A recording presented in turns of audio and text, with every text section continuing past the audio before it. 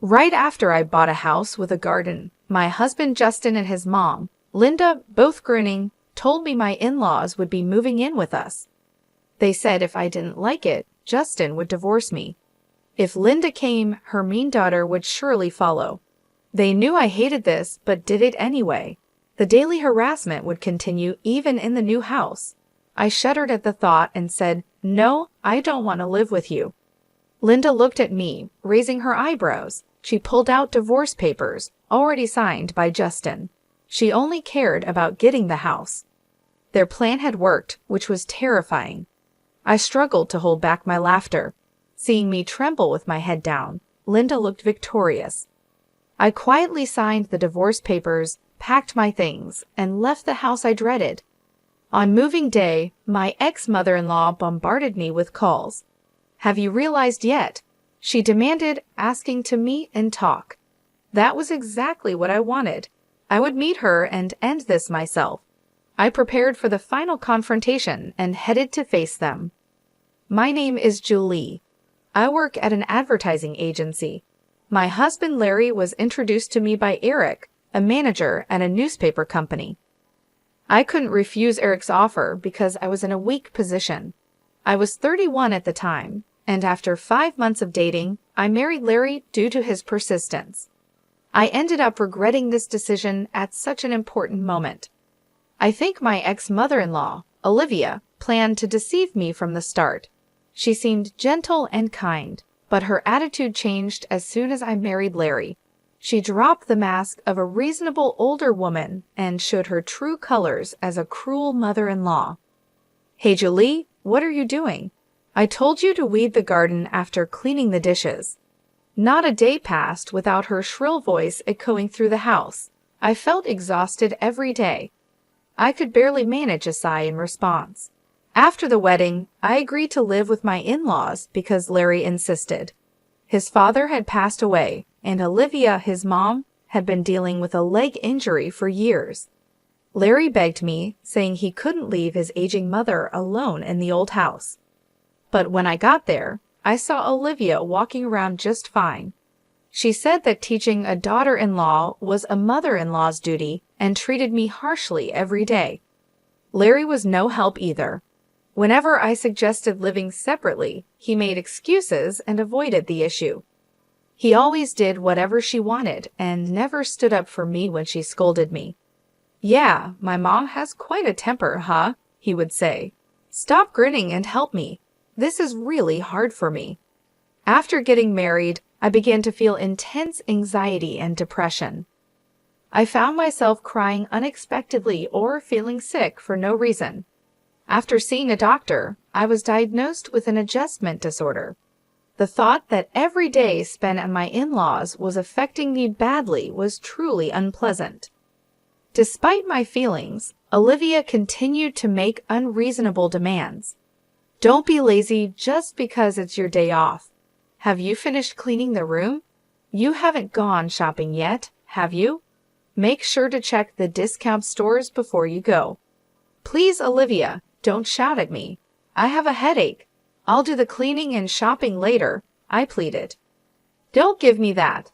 When you're told to do something, you do it immediately. You're the daughter-in-law, aren't you?" "A daughter-in-law is not a maid," I wanted to retort. Her demands often involved the house itself. Cleaning the gutters, replacing the wallpaper, fixing the splinters in the pillars. The in-laws' house was very old and falling apart. It creaked whenever the wind blew. Each time, she would urge Larry to get a new house. "This place is a rental, you know. We're renting it cheaply from an acquaintance. Just once, I want to live freely in our own home. Don't you think so, Larry?" "I do, but we can't afford it on my salary. A house of our own is just a dream," Larry replied. Olivia grew frustrated with her useless son and took out her frustration on me. "Cook, clean, weed the garden, take me to the hospital." She didn't care that I was exhausted from working full-time. It was no wonder I developed an adjustment disorder. I couldn't help but think that every day. 5 months after moving in with my in-laws, a woman who made my miserable life even worse arrived. Larry's sister Kelly came back after her divorce, bringing her child with her. She said her ex kicked her out, saying he didn't want to see her face anymore. Well, it's my fault really, she admitted. I left my kid alone and slept with my husband's boss. What kind of morals does this woman have? When Kelly saw my shocked face, she smiled a little.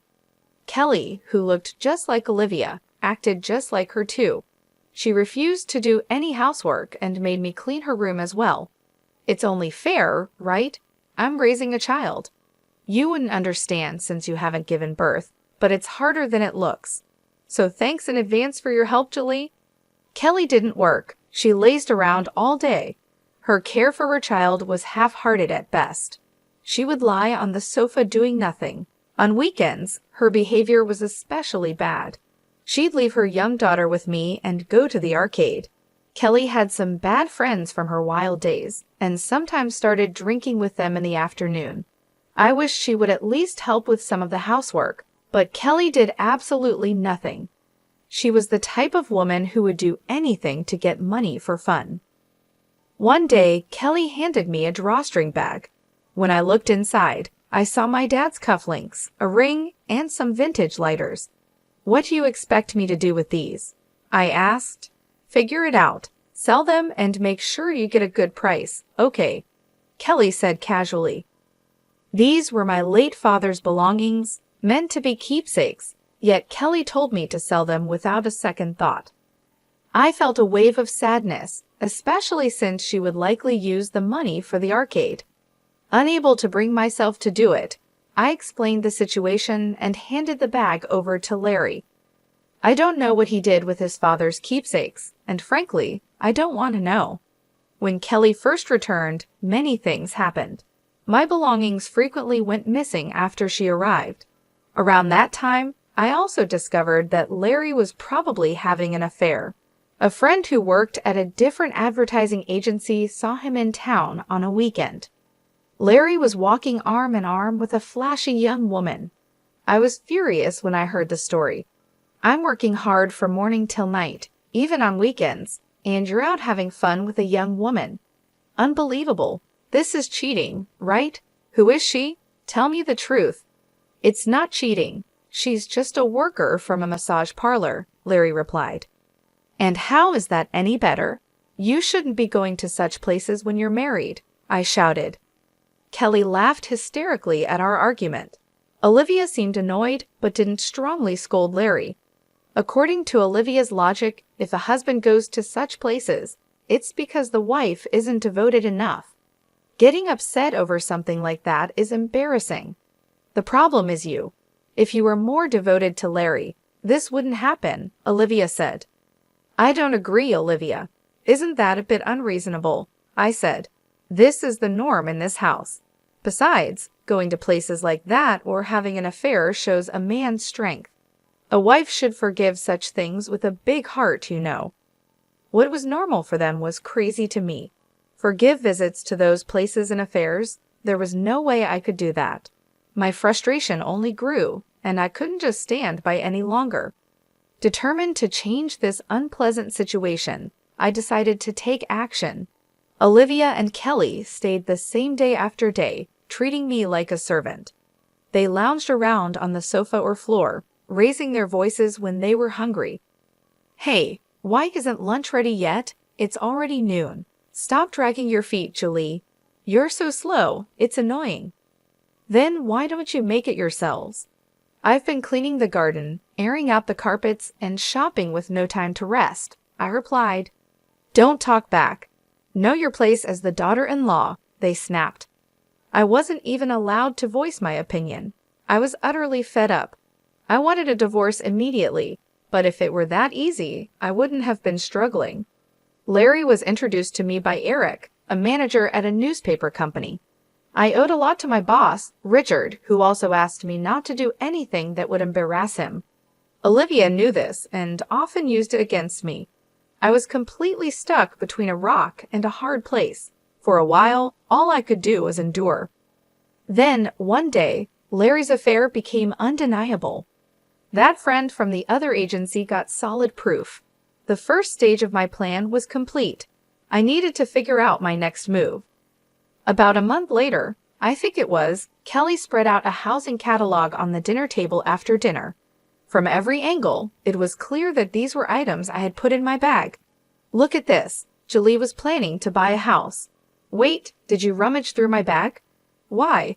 Why would you do that? I demanded. Just be quiet. Oh, it's a nice house, a bit in the countryside, but still. Hey, Julie, you should have discussed something like this with me, Kelly said. I had my eye on a house with a garden. As Olivia said, it was in the countryside but looked quite good. I had already visited the place several times and met with the real estate agent. When I admitted this, the three of them became very interested. What? How far along are you in the process? Are you going to buy it? It's cheap and spacious. Not bad at all, Olivia said. Larry added, "Amen, got to be bold. Oh, well, a house with a garden, huh? That's a big decision if you decide to become the head of your own household.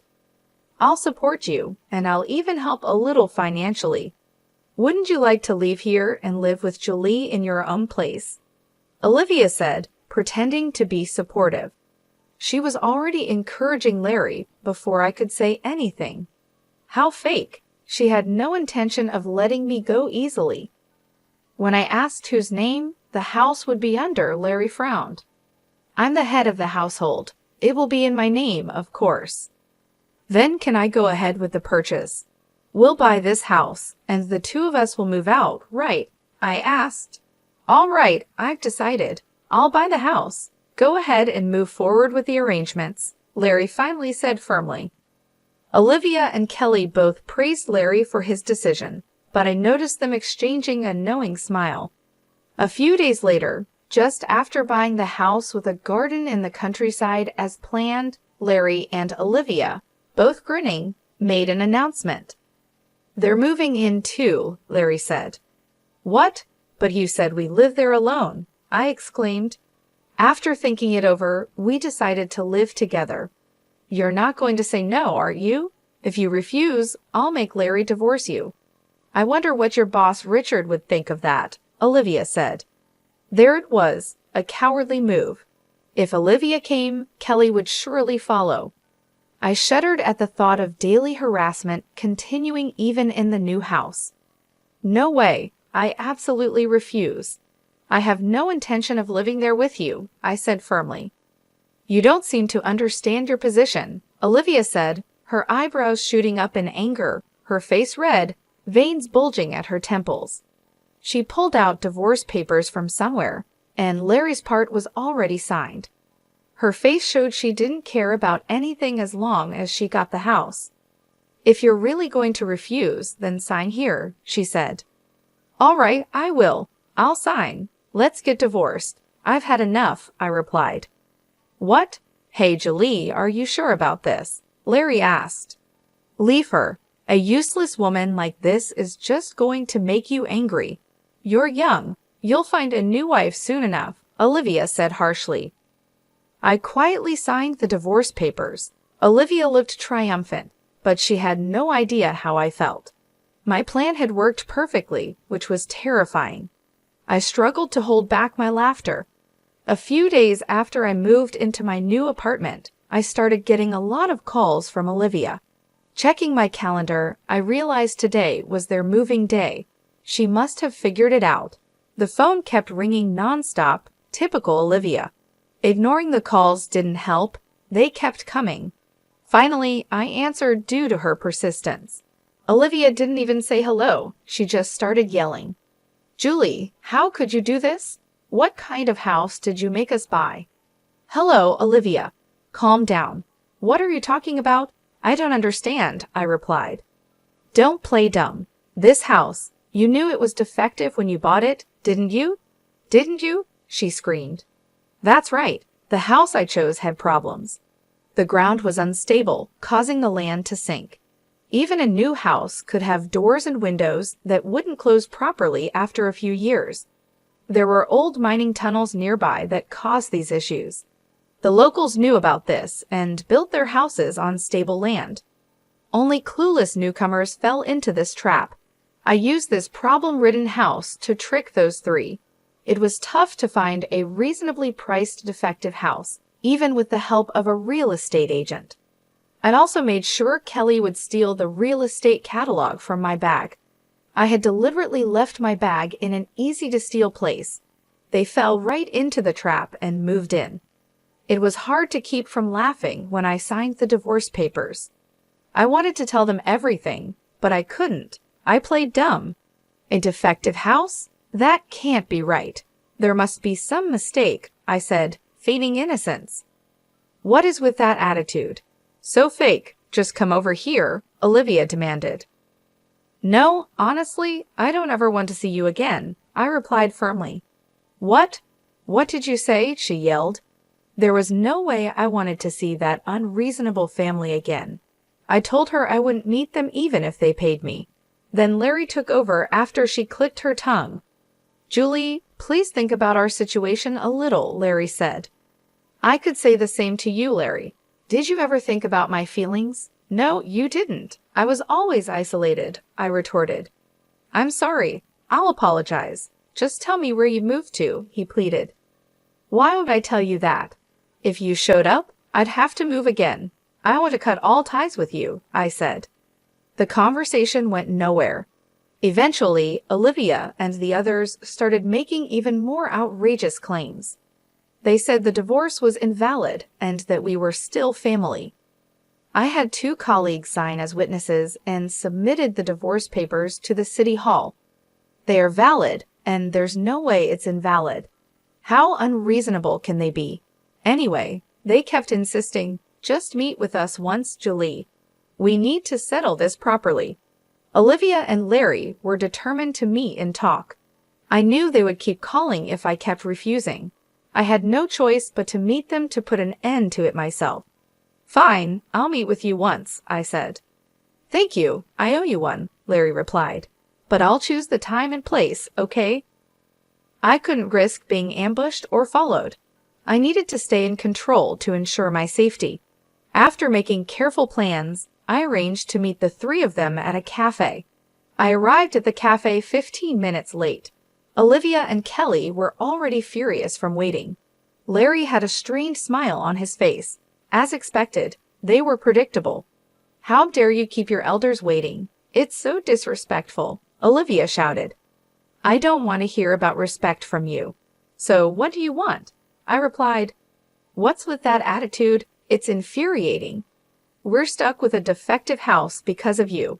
Take responsibility, Kelly chimed in. I told you, I don't know anything about that. You decided to move in on your own, didn't you? I responded. Olivia faltered, unable to deny that she and Kelly had willingly moved into the defective house. Their previous home was being renovated, so the only place they had to live was the defective house.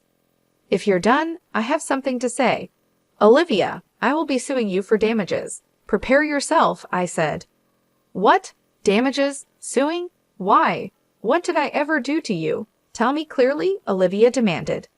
You mentally tormented me to the point of developing an adjustment disorder, I said, showing them a copy of my medical diagnosis. The 3 of them stared at it intently. Olivia's eyes widened. She probably never imagined I had been seeing a psychiatrist. You never thought about how much your words hurt others, did you? It was very painful for me. I felt nauseous and cried a lot. It was really tough, I continued.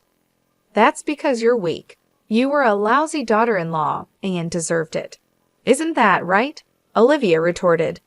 Calling me a lousy daughter-in-law repeatedly is slander. Slander is punishable by up to a year in prison or a fine of up to $5,000, I said firmly. What? That's ridiculous, Olivia exclaimed. What's ridiculous? I countered. Olivia didn't understand the seriousness of her actions. She had no idea how harmful her behavior was or how much her verbal abuse had hurt me. You also did other things that are punishable by law. You threatened me multiple times, saying you'd tell Richard about the divorce. That's extortion, I added. Wait, isn't that a bit exaggerated? Larry interjected. It's not exaggerated at all. By the way, extortion carries a penalty of up to 3 years in prison or a fine of up to $5,000, I replied. I won't back down on this, I said firmly. All right, wait a minute. Kelly stepped in, her eyes sharper than usual. She had the look of someone who wouldn't be intimidated by threats. What is this? Scaring my mom by taking advantage of her ignorance? Do you have any proof of these so-called slanders and threats? Yes, I do. I've been recording everything, I replied. What? Recording? Kelly's eyes widened. Yes, I've been recording with my phone's voice memo the entire time I lived at my ex-in-law's house. I have plenty of audio recordings, including data of Olivia's abusive language. Submitting this as evidence would confirm the charges of slander and threats. Did you really think I'd just take it? It's not just Olivia. Kelly, you're also guilty. You'll be held accountable too. What? Why me? What did I do? Kelly's voice rose in panic. Think about it. Haven't you committed any crimes? Or are you saying you haven't caused me any trouble? Of course not. Don't be ridiculous. Kelly insisted she was innocent. I showed her the screen on my phone. Kelly's face turned pale. It showed her rummaging through my bag, nervously glancing around while searching the contents. What's that? How did you record this? Because my belongings frequently went missing after you arrived. Makeup, accessories, clothes, bags. I set up a hidden camera. This is awful. How could you do that? You're just a daughter-in-law. Unbelievable. Who's the one overstepping boundary here? Let me inform you about the penalty for theft: up to 12 years in prison or a fine of up to $5,000. I'll be contacting the police, I said firmly. Kelly's mouth opened and closed. She wanted to argue, but she couldn't. She looked completely helpless. I had kept track of all my missing items. Knowing the exact extent of the damages would make it easier for the police and lawyers to act. If I was going to do this, I would do it thoroughly. I was determined not to let these three off the hook. Finally, it was Larry's turn. He shrank back under my glare. If there was anyone I couldn't forgive the most, it was him. I believed a marriage was about mutual support, but Larry, you saw things differently, didn't you? From start to finish, you were always my enemy, weren't you? Enemy? No, I never meant that. Not at all. Please believe me. Even today, I was trying to mediate as much as possible, Larry pleaded. Sure, enough with the lies. I don't need your mediation, I said coldly. Larry was a cowardly man. He always sided with the stronger party. He had always been with Olivia and Kelly. Even now, he was trying to placate me to save himself. If he had been a slightly better man, maybe, but it was too late now. I would have stayed married if he had just said, "Let's move away and live just the two of us." I might have done that. The name of your affair partner? I believe it's Nickel. What? How did you know? Larry stammered. I had a friend investigate. She's good at that. I even have pictures of you and Nickel entering a hotel together. Look, here they are, I said, showing the photos. No, don't show them. Don't show them. Larry tried to stop me from showing the screen. He didn't want his mother and sister to see his affair. But why should it matter? Their morals were already broken. They were all like-minded. I put my phone and the copy of the diagnosis back in my bag. I had shown all the evidence I needed. Olivia, Larry, and Kelly looked defeated and drained of energy. If they did anything wrong, they'd be reported to the police.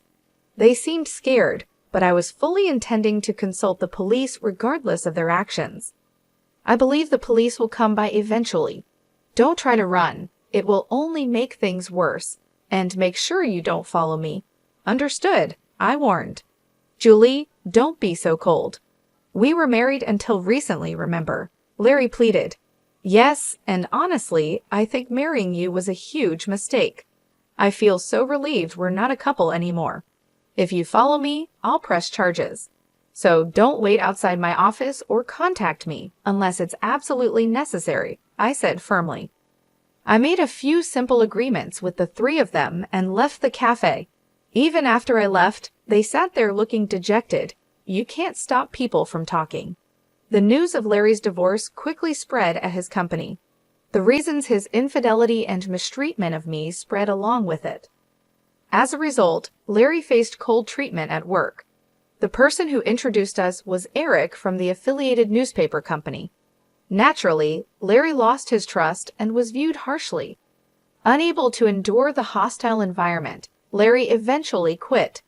He struggled to find new employment, and his relationships with his mother and sister became strained. About a year after our divorce, Larry reappeared in front of me.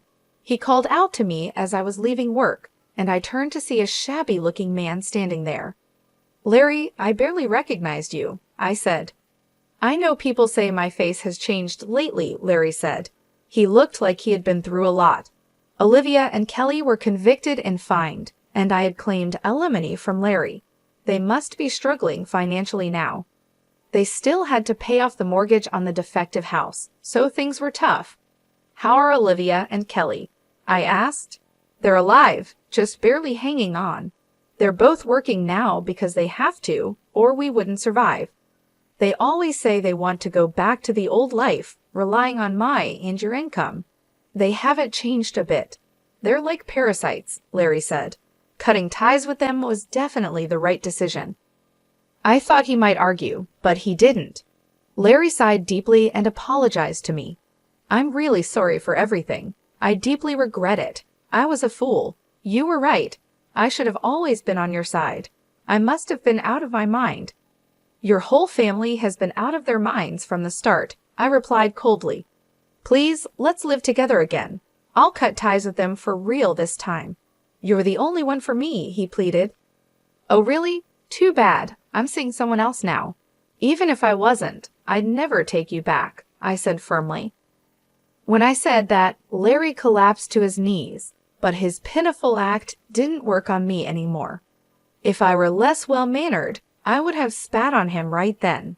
I left him there and went home. He never contacted me again. The real estate agent who helped me told me that Olivia, Larry, and Kelly's lives had fallen apart. They blamed each other for their poverty, which worsened their relationships. Neighbors heard shouting and glass breaking from their house almost every night. They berated and tormented each other but couldn't break free. It was nothing short of hell.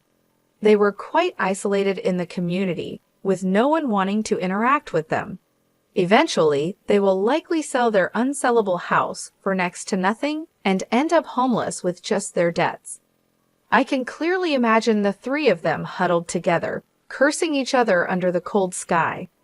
One day, I'd like to see their miserable state when they've hit rock bottom.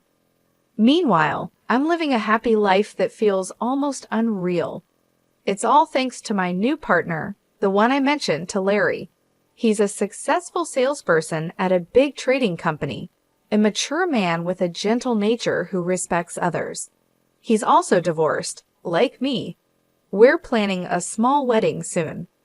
My first marriage was a really bitter experience. Even now, I sometimes tear up when I remember the hardships.